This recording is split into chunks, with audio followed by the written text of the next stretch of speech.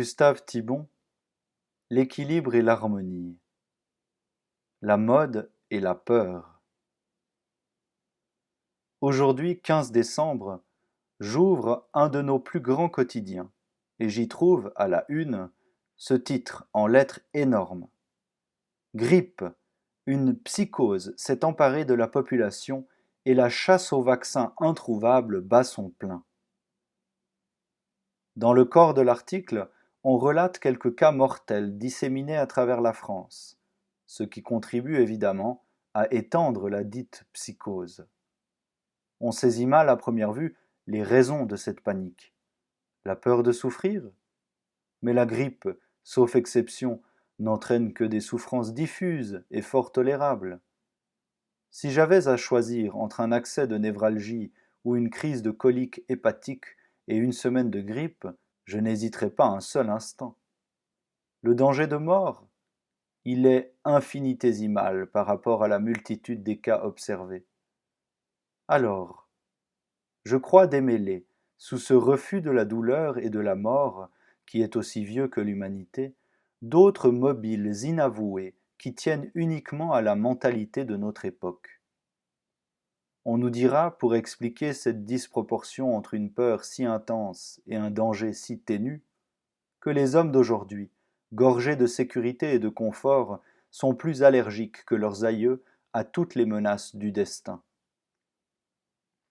La question n'est pas aussi simple, car ces mêmes hommes, qui tremblent devant une épidémie, bravent chaque jour, sans même y penser, des dangers beaucoup plus graves.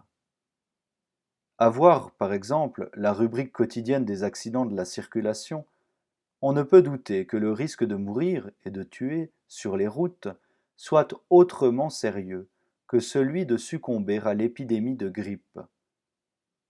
Ce qui n'empêche personne de s'installer au volant et de pousser hardiment l'accélérateur sur ces lieux de carnage que sont devenues les voies publiques. Et quant à la publicité, qu'on accuse à juste titre d'entretenir la terreur névrotique de la grippe et de provoquer l'épuisement des réserves de vaccins, elle reste ici absolument sans effet. Les journaux ont beau publier chaque jour une liste impressionnante d'accidents mortels, on ne voit pas se dessiner, dans l'immense public des usagers de l'automobile, le moindre commencement de panique ni de ruée vers le vaccin, lequel, en l'espèce, ne pourrait consister que dans un redoublement de prudence. Je parle du risque automobile, qui est de beaucoup le plus important, mais je pourrais citer d'autres usages qui ont aussi leur contingent de victimes. La pratique imprudente de l'alpinisme, de la natation, du bateau à voile, etc. Consultez chaque année la liste des chutes et des noyades mortelles. Les cures brutales d'amaigrissement. J'ai connu plusieurs femmes qui, franchissant la ligne haricots verts, ont atteint pour toujours celle du squelette. L'abus des excitants et des tranquillisants, sans parler de la drogue dont les ravages augmentent à vue d'œil. L'obéissance inconditionnelle à certaines modes vestimentaires. J'ai eu sous les yeux un rapport médical sur les accidents causés, en Grande-Bretagne, par le port de la mini-jupe. Cuisses gelées, troubles circulatoires et viscéraux, etc. Les jupes ne se sont pas allongées pour cela d'un demi-pouce. Faites le total et comparez-le à celui des victimes de la grippe. Reconnaissons donc que la peur dépend, au même titre que le courage, des remous de l'opinion et des caprices de la mode. Il y a des saisons pour certaines craintes comme pour certaines audaces. L'instinct grégaire est encore plus puissant en nous que l'instinct de conservation. Les moutons de Panurge sautent dans l'abîme comme ils marchent vers le pâturage.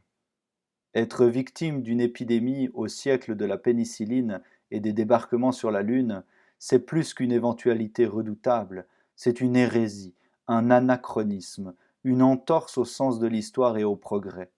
Quelque chose qui ne se fait plus, comme de voyager à cheval ou de dormir avec un bonnet de nuit.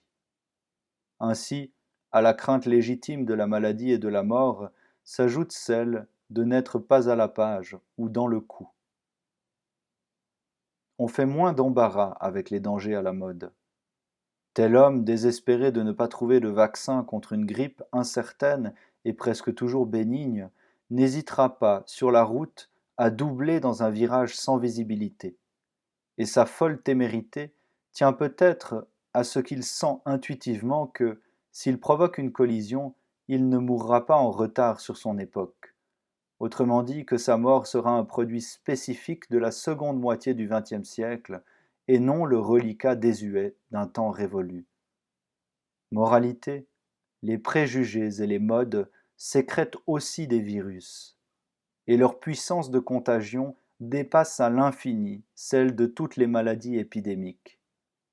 Ces virus, qu'aucun microscope ne décèle, ne s'attaquent ni à notre sang, ni à nos organes, mais à notre intelligence et à notre liberté.